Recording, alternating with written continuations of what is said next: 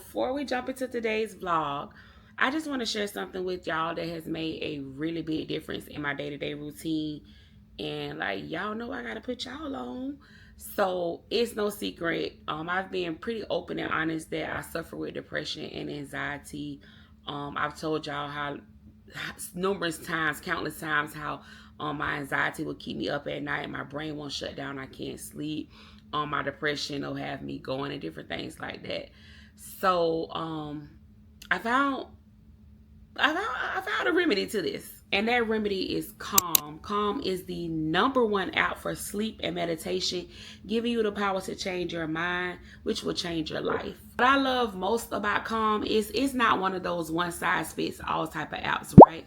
Whether you're having trouble with sleeping, winding down from a long day, or just needing to reset, whatever you're struggling with, Calm has something for everybody. Personally, I'm obsessed with their sleep stories and their breathing exercises.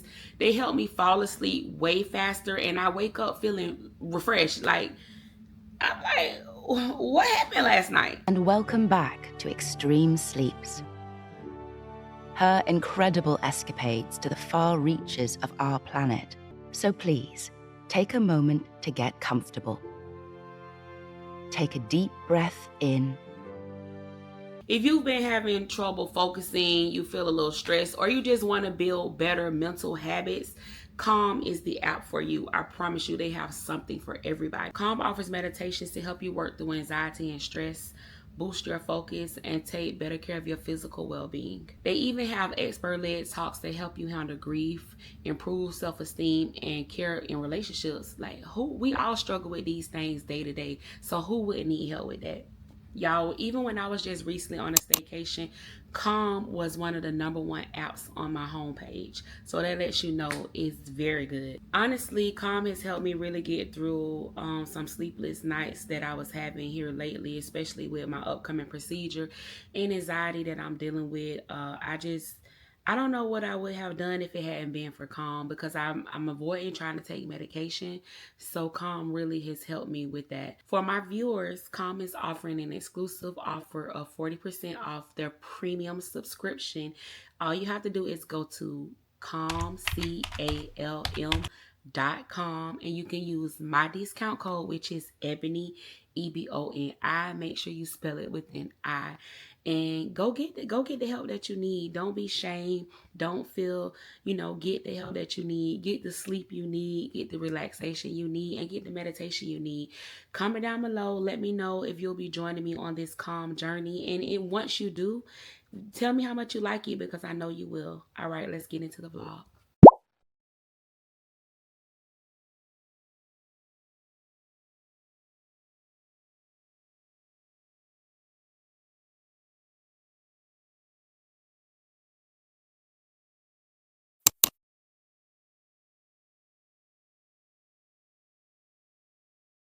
Hey E-ganggg, it's your girl EboniEboEb, back to you with another vliggity vlog. If you're new here, baby, go ahead and hit the subscribe button, because I promise you're gonna like it. And welcome back to my OGs, E-ganggg or no gang. We in this bit. I got one that I'm missing. Today is Sunday, June 1st. Happy June. This gonna be a tough vlog. It seems like I just been crying a lot lately, but I'm probably gonna cry again. I've been crying all day. You probably can see it in my face. I wanted to come in my office so the boys can't hear me. So in the last vlog, I was telling y'all that I'm having to have a procedure tomorrow, and it's something that I've never shared with y'all. And maybe it'll make sense to y'all, like my anxiety and depression and stuff now. But a few weeks before my sister died, let me take it back. When I was in my 20s, before I even had Kaden, I was having a lot of GI issues, a lot of stomach pains, and a lot of issues, right? To the point where they wanted to do a colonoscopy. That's not normal for somebody in their 20s to have a colonoscopy. So they did a colonoscopy, and they found some polyps that had cancerous cells on them in my 20s. And it was then they told me that I needed to get colonoscopies every 3 years. They removed them. You know, they said it was precancerous, but the type that they were, so it's different types of polyps. And I just want to put this in layman's terms, not from a histological standpoint where people can understand. So it's different types of polyps, right? The type of polyps that I have, they're common to come prior to a person getting cancer. So they were removed. Of course, that's terrifying for me in my 20s. And then, you know, this is before I found out my sister had cancer. This way before any of that. I was scared. I went a long time and I didn't get another colonoscopy till maybe like 5 years later. And they found more. And they removed them, and I was supposed to do follow-up. But again, scared, avoiding it, I didn't. And then I had another colonoscopy right before my sister died. And that colonoscopy, I never forget. Y'all know how, well, if you ever had a colonoscopy, they put you under and they tell whoever picking you up what they found. Because they kind of go over with you, but you still be kind of groggy. So they tell your ride what they found. And my at the time, that's when my older brother I was telling y'all about, he was living with us. It was born my brother, and I never forget, I was there. I could hear they told him that they found something that looked like cancer. And at this time my sister was dying. This was like the end of April. My sister died May 3rd. So I'm just terrified. You know, just like, oh my God. And I was just on edge. Y'all know I have to go to pathology. And I just remember the whole ride home, it was quiet. It was me, my brother, and Boo, and it was nobody said nothing. It was quiet. And I had to wait days and days for the pathology to come back. And it came back. There's two types of dysplasia. There's a low grade and a high grade. The low grade, you okay, you know you need to monitor it. The high grade, most of the time, is not a matter of if, it's a matter of when it will turn into cancer. So I had high grade dysplasia. It was several polyps they removed, and they had high grade dysplasia. They removed it. They removed the margins to prevent cancer. And I was supposed to go back in a year. And I'll never forget,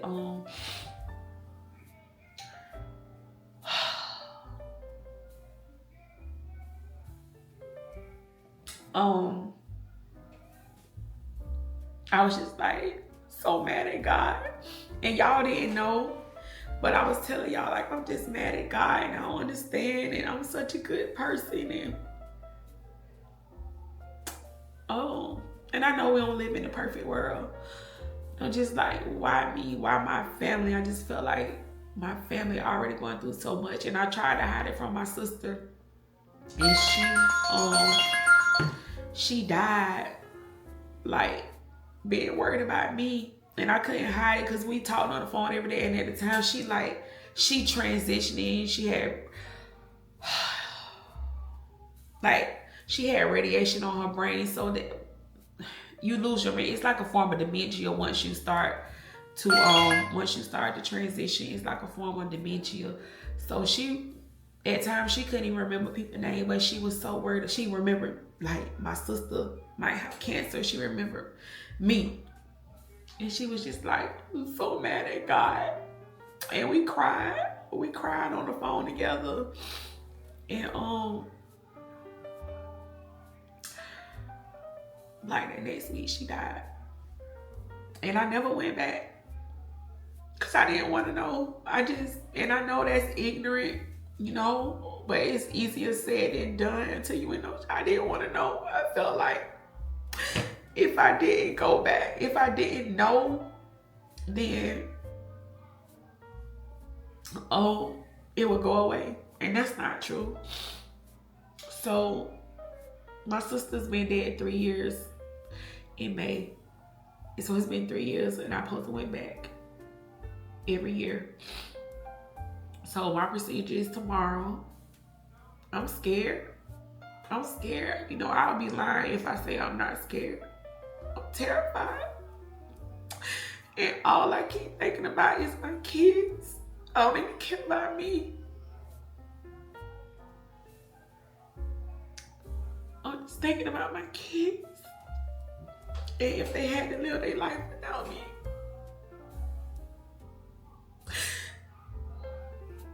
My girls, they had me all their life. And I just think about my baby, he's 6 years old. And I think about Kaden. And I just I want to live for my kids, you know. And with my history and histology, I hardly ever seen anybody survive colon cancer. I've seen them survive a few years, but it seemed like it always took them out. I watched Boo Mama die from colon cancer. And yeah, I'm terrified. I'm terrified. Drinking this is so nasty, and then I had the surgery, so it's hard for us to like consume a lot of stuff at one time. So it's hard for me to get these liquids in, but I haven't even ate, so I should be fine because I don't have an appetite. And I don't know, y'all. It's just, I wasn't gonna talk about it, but I'm like, no, like somebody else might be going through this to somebody, and I need to bring awareness because a lot of people don't get their preventative screenings. And I'm just lost for words, y'all. I was supposed to go to New York Thursday. I booked my flights. We have our flights and everything. We was going back to New York. YouTube invited me back out. And I don't want to go. I'm not in the right headspace. And just being in New York and waiting for the results from the pathology, it just wouldn't, I wouldn't have a good time. So that's canceled. I don't know. It's tomorrow. It's at 2 o'clock. So we're gonna see. But I did want to share this with y'all. You know, I prayed. It's like I'm kind of in a rock between a hard place because it's like I don't know what to pray, because I prayed and I got on my knees and I begged God to save my sister's life, and I guess that wasn't his will. Okay, y'all, I'm sorry I had to take a moment. But my prayer is, Lord, let your will be done. Whatever is your will. I don't want to leave my kids, and of course I don't want to have cancer or die from cancer, but whatever the Lord's will, whatever God wants for my life, you know. I don't know. I think like watching my sister die from cancer, and it just really done did something to me. So me going through this right now is hard. And I'm not like, I gotta put this video out here because like people need to see and get their screenings and stay on top of it. Don't be like me. Stay on top of it. But yeah, I'm in the middle of braiding my hair. I can't even finish. I gotta finish because I can't walk in the surgery room like this tomorrow. So I gotta finish, and I don't know. I'm sick to my stomach, y'all. I've been throwing up, and then I don't know. Lord, let your will be done. Let me be here for my kids. I want to be here for my kids. I'm not even thinking about me, y'all. I swear. I'm just thinking about them. You know, I done had a good life. I done had a good life. I done done a lot of stuff. But the boys, they need me. They need me. And it's like, it's not that you being negative, but you have to be realistic. And it's one thing I told you that my sister didn't do. Like, I won't say she wasn't realistic, but in the event that something do come back, I have to think about I have to plan for that. Like, I have insurance. My kids, they gonna be straight, but I still have to plan, you know, and I'm not speaking that into existence. And then even with that, I don't even know how I feel about that, because people always say speak stuff into existence, but I spoke life into my sister. I spoke life into my grandma, and they still died. So can you only speak negative things into existence? I don't know. I can't, I don't know. I don't know, y'all. All I want is prayers. That's all I want. Honestly, I don't want to debate with nobody or in the comments or what I should or shouldn't. I just want prayers. Sometimes you just want prayers. That's all I want. I just want prayers. And to be here for my babies. So I'll call y'all back in the morning. Good morning, y'all. It's Monday, June 2nd. So I'm getting ready. I'm dressed and ready. It is 11:38. I gotta be there at 1. It's a little drive, so we're gonna leave here probably like 12:10 just to get there on time. I'm in a better mood this morning. I cried last night. I did. Boo, he trying to hide his emotions. He just left. I think he just needed to get away, and you know how men, they don't like to show their emotions. I think he just needed to get away. And sorry, y'all, it don't stop when you're a mom, and I don't want the boys to hear me, so that's why I'm in my office. But yeah, I think he just needed to get away. Last night, he thought I was asleep. I turned my back to him because I didn't want him to keep seeing me crying, and I felt him in the middle of the night, like with his hands on me, praying over me. And I heard him praying, and I was just like, you know. And I don't want y'all to think like I'm being negative, because I do hope for the best, but I understand I'm realistic, and I don't want to. Last time I was like, oh, God gonna turn it around, God gonna turn it around, and I was devastated when my sister died. And this time I know it's whatever's God's will, that's what will be done. I pray for the best. I want to be here for my kids. I want to be here to live. But you know, I'm optimistic. I'm praying we go in here and they find nothing. It didn't come back free and clear. I'm praying for that. I'm in a better mood. I just want to get it, y'all. I want to get it done. I'm hungry. I have not eaten in over 24 hours. I'm thirsty. I would have a 2:00 surgery. Why couldn't it be this morning? So I'm super thirsty, super hungry, or whatever. But yeah, we about to get ready to go. So yeah, I know the procedure. It only be lasting like 30 minutes, if that. Babe, I'm looking forward to this sleep. I'm looking forward to that sleep. That be some good sleep, babe. I love when you go to fall and they be talking to you and you just go to off in la la land. Tell me that ain't no good sleep. But yeah, I prayed, and you know, we being optimistic. We praying for the best.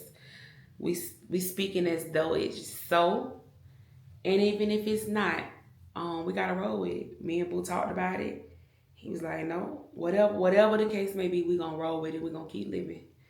So y'all, I just got on like a baggy look today. Can y'all see? Hold on, I got pants way too big. Your girl losing weight. Y'all ain't believe me. Y'all ain't believe me. Pants way too big, but I like this baggy look. And oh, that's Lyric. Look, tell me back. Look, Lyric. Y'all see she stand up? Hi, Lyric. But they said they wanted to see you. She's learning her name. Oh, a lot of y'all, hold on. A lot of y'all were asking me, did we take her to the vet? We definitely took her to the vet, and I probably should have mentioned it in the video. She's not chipped. So she's gonna go tomorrow. she looked pregnant to me. So she gonna have a full like checkup, and hopefully they'll be able to squeeze her in and get groomed. I want her to be groomed. I want to have a little haircut. She fat, ain't she fat, y'all? Y'all see her? I never seen a dog this fat. She's very chunky. This is my husband. I know he want to check on me, so I'll call y'all back when we get there. So when I hung up with y'all, Kaden, he know a little bit. He don't know everything. Cam don't understand. I try to be pretty honest with my kids, but I don't want to scare them or whatever. But he listened and he hears stuff, and he said, "Mama, can I pray with you?" And we stood around as a family and we held hands, and I teach my kids how to pray, and I was so proud of him. He oh God, he did so good. And he said that, God, I already lost my auntie. I can't lose my mama.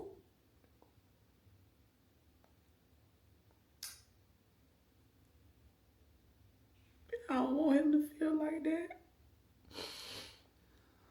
I tried to shelter them from knowing, especially Cam. But it's like they see me down and they ask questions. And when the doctor called me, I was on Bluetooth. It kind of caught me off guard. So as much as we think our kids don't know, they know a lot. So I was doing good, and now I'm back like, but take up some space. Yeah. You're too far away. Make no mistake. Okay, y'all, I just did like the pregnancy test, all the things, paperwork and whatever. So my personal info ain't on there, but I'm in good spirits. I prayed and just waiting to go back. So I'll be back in a minute. Oh, taste and see. Yeah, I hope you don't sleep on me. I've got good and plenty